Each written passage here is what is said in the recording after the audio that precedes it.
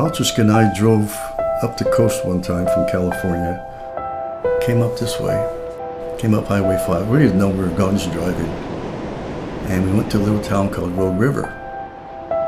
I remember saying, you know, I'd love to have a church here.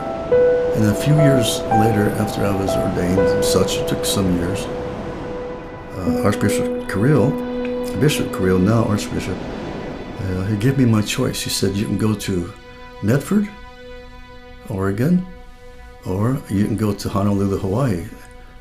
I said, Medford, of course. And so that's how I got here. I didn't expect much. I really didn't. And I think that's the best way to go through life. But it was less than I expected. I didn't expect the condition it was in. It was an old home, not the best part of town. And it was a very small parish. From what I knew, it was probably like 14. In actuality, maybe 4 every week if we were lucky. The Archbishop would call me probably once a week and he'd say, you sure you're going to stay? He said, you sure you're staying, Father? That's where he sent me. But so it was, you know, if I wouldn't have that, whatever struggle a priest has at first, whatever I had, it was worth it all. It was worth it all. It was very difficult in those days. Orthodox was unknown. This is a very, very evangelical Protestant area. I wasn't accepted at all. But you know, over time and being persistent and trying to live an Orthodox life, which I'm still trying to learn. You know, I'd get up in the morning, do my prayers, I'd go to the mall, and I have these tracks. And I just walk. I'm on the bottom, go up the escalators around the top, and I talk to people. And I talk to people, and I talk to people. And because it's so unusual, an Orthodox priest, people would ask me, are you a rabbi? And of course I show them my cross and say, no. Are you a Muslim? Absolutely not, no. And it would give me a chance to speak with them. And out of that walk, I baptized one family with 7 people. And that's where it started.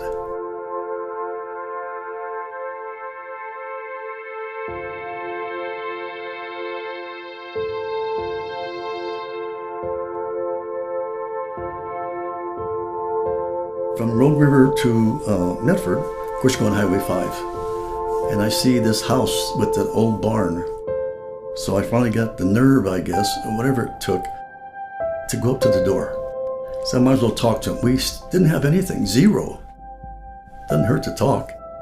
So I knock on the door, and a woman comes. So I say, you have an accent, where are you from, may I ask? She said, Russia. And so we sit down, and I tell her what I have in mind. She said, everybody wants this place. My husband died a year ago. Last night was the first night I've been back here in a year. I'm asking God what to do, and you come to the door.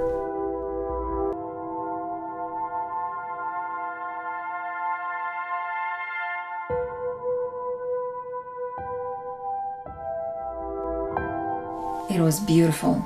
It was a beautiful little church, full of grace. You walk into the church and you feel God's presence in there.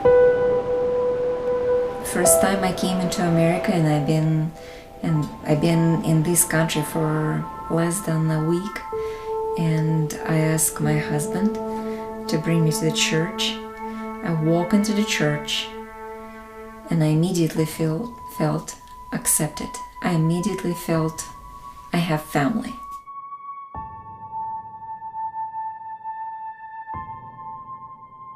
Angels in my resurrection in the heavens, O Christ Savior, and do thou vouchsafe that we on earth may glorify thee with a pure heart. is risen.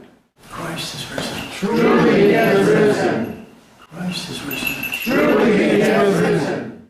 И тогда наверняка вдруг запляшут облака, и кузнечик запиликает на скрипке. С голубого ручейка начинается река, ну а дружба начинается с улыбки. С голубого ручейка начинается река, ну а дружба начинается с улыбки. The Russian ethos, that ethos is unlike anything else.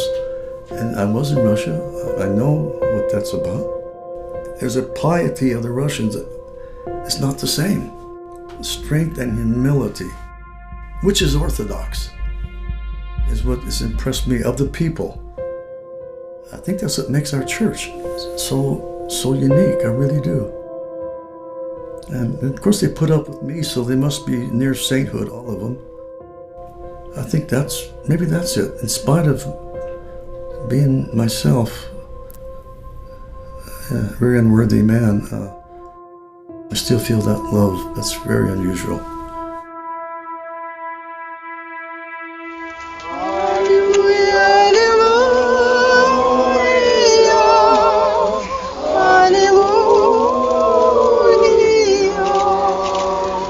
Father Seraphim, my father.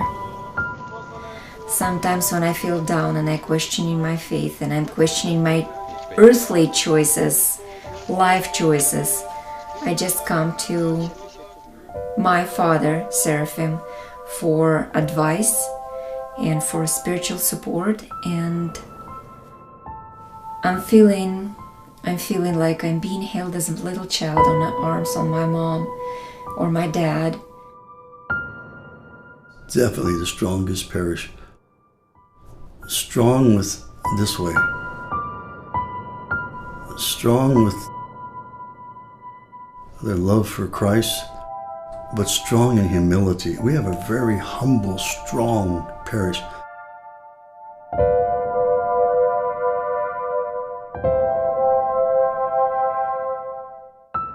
We wouldn't be who we are without our connection to the Moscow Patriarch. It's all one church, Moscow and the Russian church abroad. The Russian personality is different. You know, it's not that they're not polite, they just cut right to the chase. And I like that. Sometimes I do it, and American people aren't very, very used to that. You know, that's the way I was taught at the monastery. They didn't say, would you please move here, sit here, stand there. It's simply push you and grunt. You might think they're tough, but inside they're smiling. There's something about the Russian soul. And I tell everybody, yes, I'm a former Marine, once a Marine, always a Marine. I love our country, but my goodness, I love what I see of the Russian people and the Russian church especially.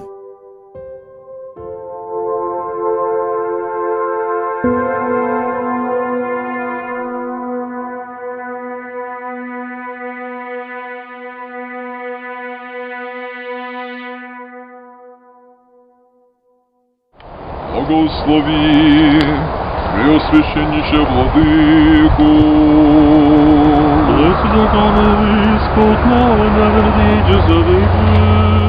Archbishop came 6 years ago, laid the cornerstone and blessed everything.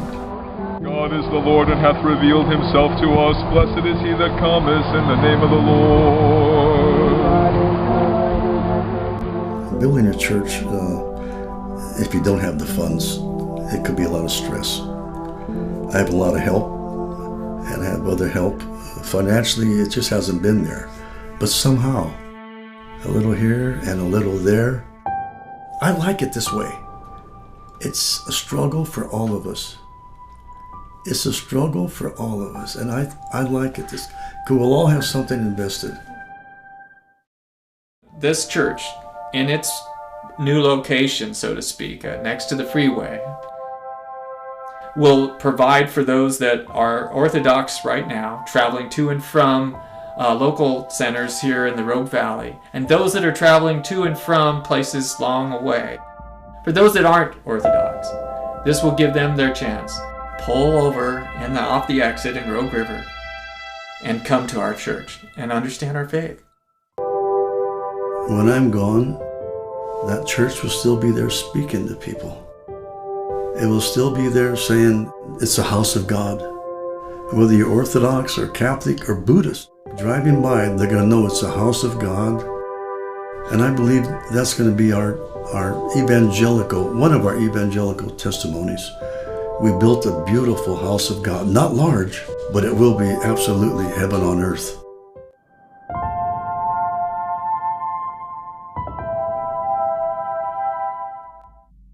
For the last 6 years, I can't tell how many times I've heard from, I would say literally hundreds of people, most of them not Orthodox. When are you going to build a church? This has been my answer for the last few years, and I really mean it. The scriptures say, unless the Lord builds a house, you build in vain.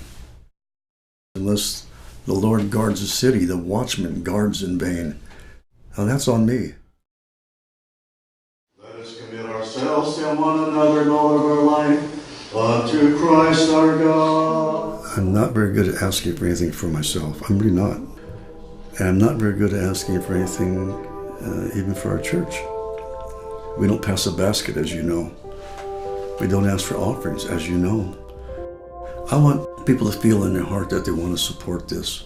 I want to leave room for God to really impress people. Unless the Lord builds a house, you build in vain. I don't know how to say it. Unless to look at you and look in whatever this camera or whatever and say, unless the Lord builds a house, we are building in vain, the house of God. And I hope somehow this gets through to people and they say, I want to be part of this. I have nothing to offer them. I can't offer them anything other than our deepest prayers. I think there's enough people out there who will understand that. It has to stay spiritual.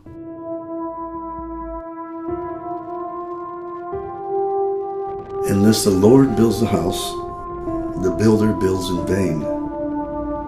Unless the Lord protects the city, the watchman watches in vain.